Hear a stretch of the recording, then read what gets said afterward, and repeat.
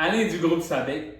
Aujourd'hui, on vous a préparé un petit guide pour vous poser les bonnes questions avant l'achat d'une lame de scie circulaire. Il va y avoir 4 questions. On commence avec la première question qui est: quel matériau allez-vous couper?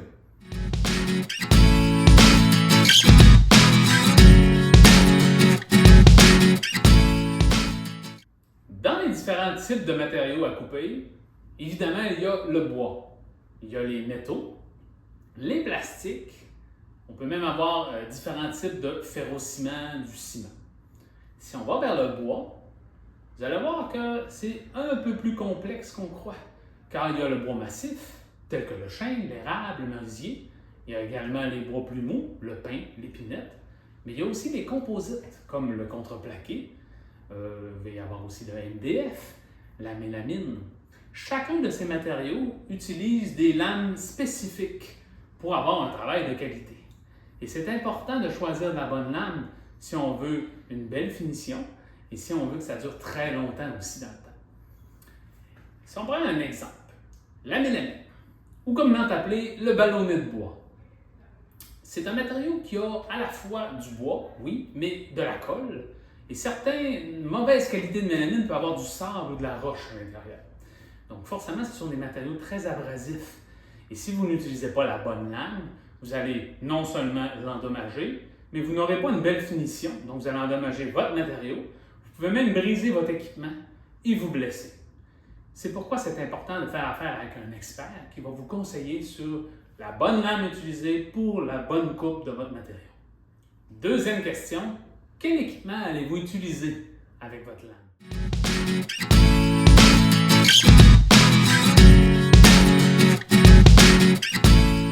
Le choix de l'équipement est important car il va définir un peu certaines variantes de la lame qu'on doit choisir. Donc, que ce soit un banc de scie, une scie de table ou une scie à onglet, même une scie à main ça comme on dit, ou est-ce que c'est un équipement plus commercial ou industriel, il faut qu'on ait ces informations-là pour vous permettre de choisir la bonne lame.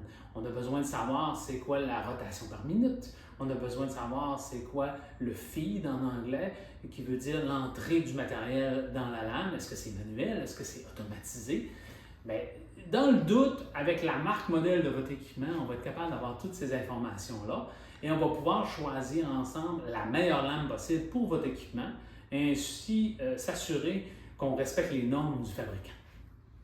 Troisième question, quel type de travaux ou quel type de coupe allez-vous effectuer?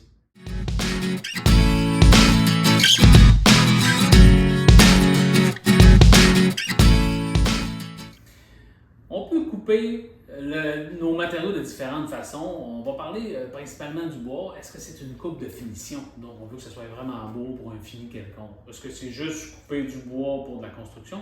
Est-ce que c'est refendre des bûches?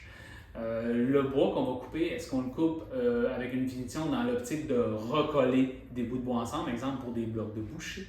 Donc, c'est important de savoir c'est quel type de coupe que vous voulez faire. Est-ce que c'est une coupe mince, une coupe large?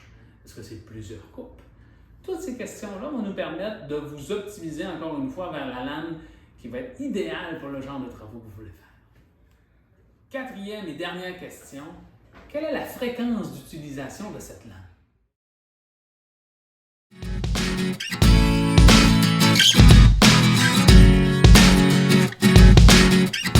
fréquence d'utilisation de la lame nous permet de vous rediriger vers les qualités de celui-ci.